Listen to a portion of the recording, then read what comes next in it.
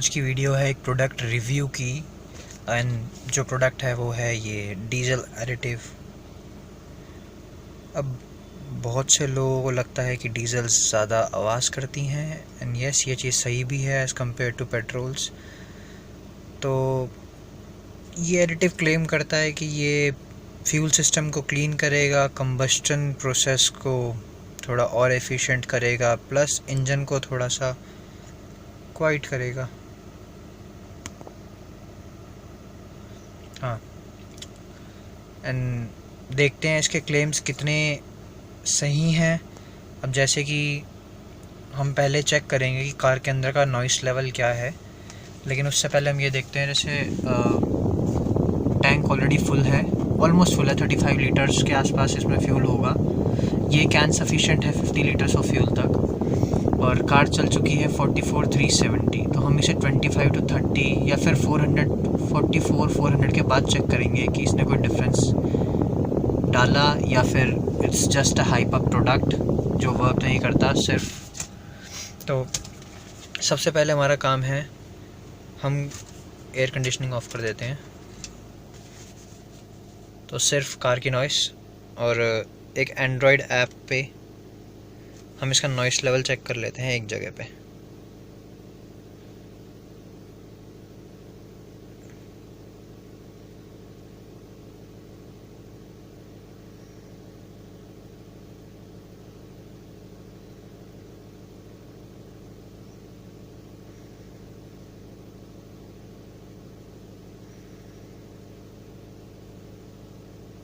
And noise level 48 decibels है।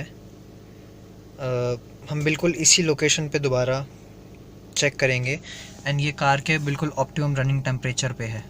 तो 3 दिन बाद 4 दिन बाद चेक करेंगे इस चीज़ को, और जब ये वीडियो कंप्लीट हो जाएगी फिर डालेंगे।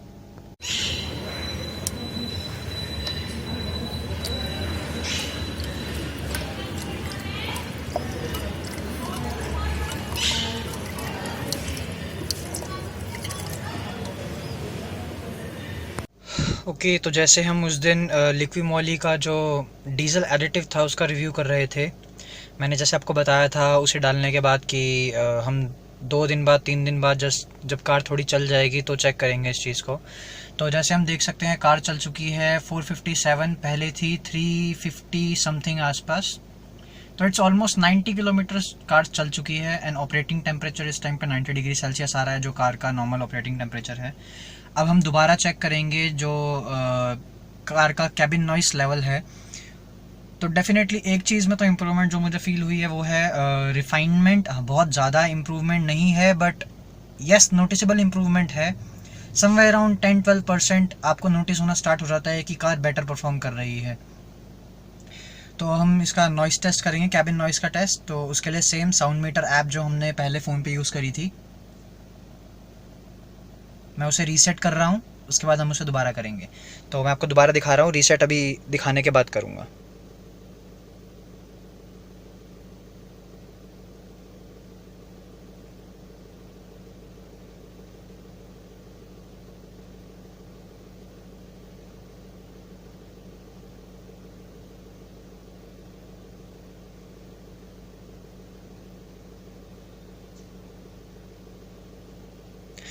तो यस, जो डेसिबल है वो 44 आ रहा है एवरेज, जो पहले 48 था।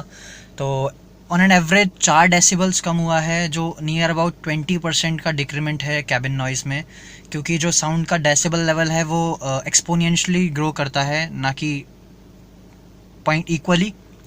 तो प्रोडक्ट अपनी एक चीज़ पे तो हाइप नहीं है कि वो इंजन को क्वाइट करता है, एक्चुअली में करता है। बट फ्यूल एवरेज में मुझे कुछ खास फ़र्क नहीं दिखाई दिया, सेम है कंजम्पशन। एंड हाँ, स्मूथनेस में भी फ़र्क है। तो ऐसे ही 1-2 प्रोडक्ट्स का और रिव्यू करेंगे आने वाले टाइम में, ताकि हम सारे बेटर चीज़ें यूज़ कर सकें।